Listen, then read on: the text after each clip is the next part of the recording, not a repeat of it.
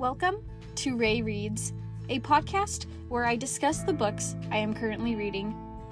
For this episode of Ray Reads, I will be discussing Red Queen by Victoria Aveyard.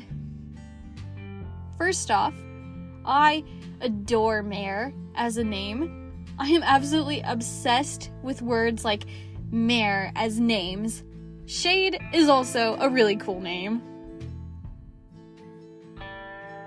I like the foreshadowing in the beginning.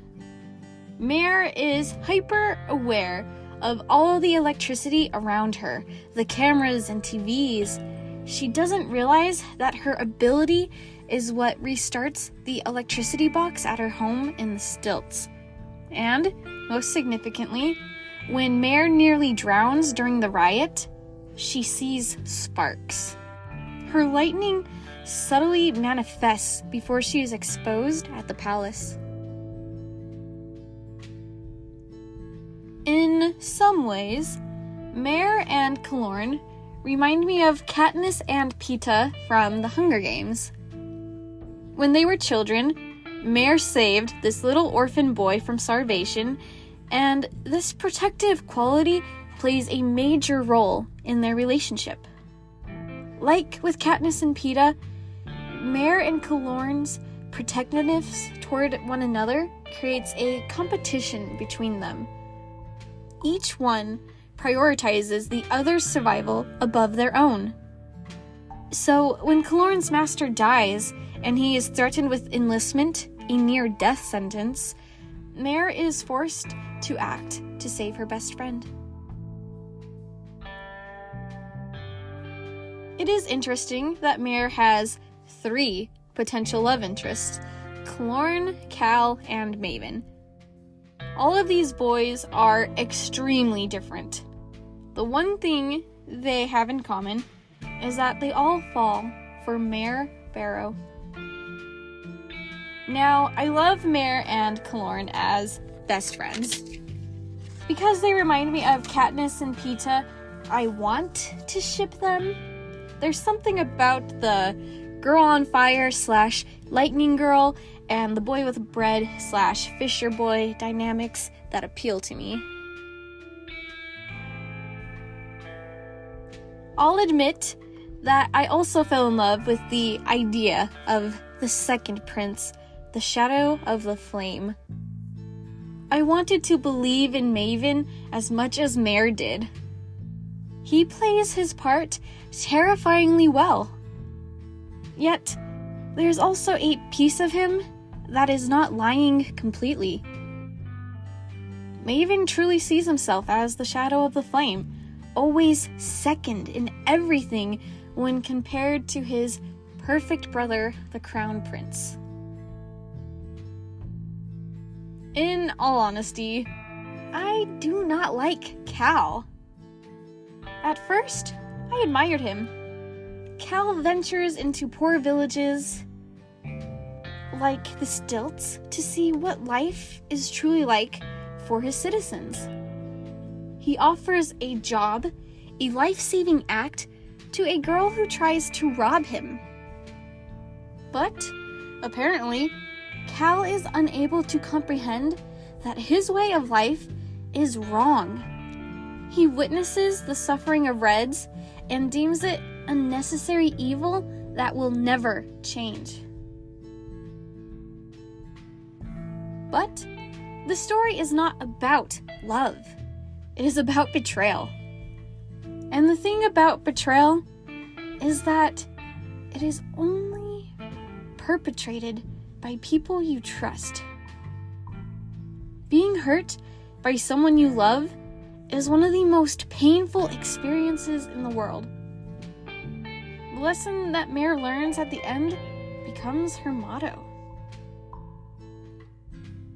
Unless I'm on crack, I believe that Mare only spends about 2 months pretending to be a noble. I do not think this is a sufficient amount of time for Mare to truly, completely fall in love with either of the Kalor princes. It is devastating when both Maven and Cal choose the throne over Mare, but it is not totally surprising if I'm correct on the timeline. And, of course, the Calor princes are not the only ones concerned with the crown. Evangeline Samos has crawled to the top, and her eyes are set on the throne. She is the head mean girl, yet she does not come across as truly intimidating. Evangeline is a powerful bitch, but her character is weak in this book. She is all talk after winning Queen's trial. I think it's funny when Evangeline mouths off at Mare in front of the Queen. The Queen shuts her up, but her problem with Evangeline is more to do with her lack of subtlety, I believe. Queen Alara is a fearsome opponent. The beginning of the novel warns us to never underestimate a whisper when a Miranda's whisper defeats a strong arm in the arena. And people secretly believe that Alara stole the throne with her ability. It is entirely possible, as the Queen is a talented Silver. Alara and Maven are skilled manipulators. Imagine if Maven had inherited his mother's ability. One thing that surprised me was when Cal orders to have Farley tortured during the interrogation. I do not know how Mare could witness that and still believe that Cal will choose love over his sense of duty. I also cannot believe that Farley is not gunning for revenge. If I was in her shoes, I would want to kill anyone and everyone who had a hand in torturing me. But anyway, I thought Cal was supposed to be more of an honorable character.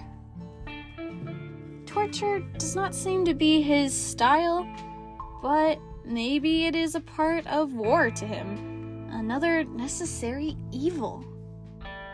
And that is the problem with Cal. He buys into this whole concept of necessary evil. Cal is comfortable with his way of life. Silver power and control triumphs over the plight of Reds. Cal is a soldier, born and raised to uphold the imbalance of power. His infatuation with Mare is not enough to eradicate all of these things tied to his princely birthright and general's upbringing.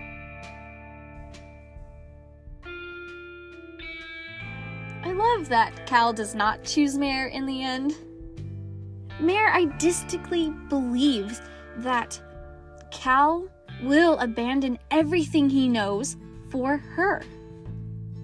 I have simply read too many books where the love between teenagers is powerful enough to overcome any possible obstacles. Cal's rejection here is refreshing. I am a sucker for a good love story, of course, but I so do love stories about betrayal. Stories where love does not miraculously save the day. Overall, I enjoyed reading this book.